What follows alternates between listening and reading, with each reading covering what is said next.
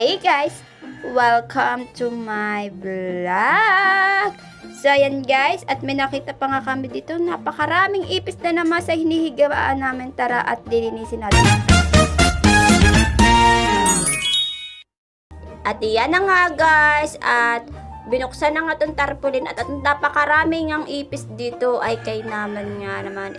Inisprayan na nga ni Manilyn to ng Joy at Sunrox. Kagabi, naglinis na din ako at ayaw din umalis na mga ipis dyan at nag-i-stay pa nga sila. Pero nung isang araw, nalinis na to, dami nga niya nakuha ay kay naman nga naman.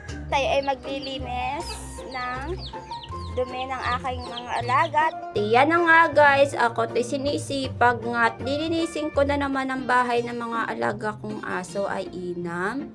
So yun guys, ipapakita ko sa inyo. Sorry sa mga kumakain dyan. So tatanggalin ko lang naman ang dumi ng alaga kong aso ay kay naman niya naman.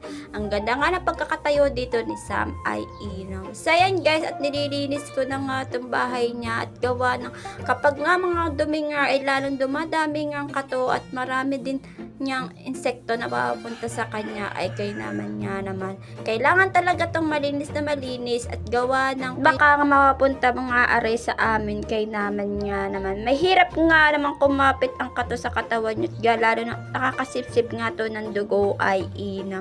So yun guys, papakita ang mga panligo ng aking mga aso. Natin siya, may wipes, may toothbrush, baby powder, dry shampoo. So hindi natin yung gagamitin kasi may kato. Guys, it's me, your titang ina for today's video dahil Saturday ay magpapaligo si Maribel ng aso. So ako muna ang magta-turn over ng vlog na to. So ipapakita ko sa inyo. Let's go! Vlog yun. Ating gagamitin gawa ng sabong panlaba pang tanggal daw ng kato. Kukunti na yung kato ng aking aso sa tara. Pagpapaligo na tayo. Hindi ko naman mismo ipapakita ko sa inyo ang pagpapaligo. So, ayun yan. Iyan na nga guys. Naglagay na nga ako ng toothpaste dito at itatry ko nga sa mga aso ko kung matututbrushan ba sila ay kay naman.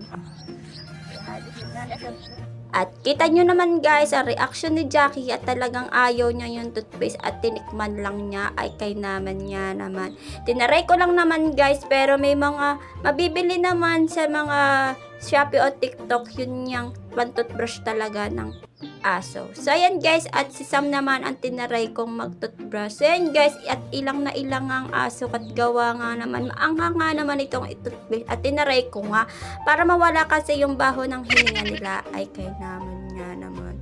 So ayan guys, at nagpapatbrush siya ng konti si Sam. So ayan guys, tapos na aking pagpapaligo sa mga aso ko at naliguan ko na nga sila at nalinis ko na din yung kanyang bahay at konti lang na hindi ko matanggal yung ibang dumit nakakapit niya sa bubong ay kay naman niya naman. Inayos ko na nga yung hinihigaan ng mga aso ko ay kay naman niya naman. So ayun guys, magtatapos na nga aking pagbablog. Maraming salamat, yun lang. Bye bye!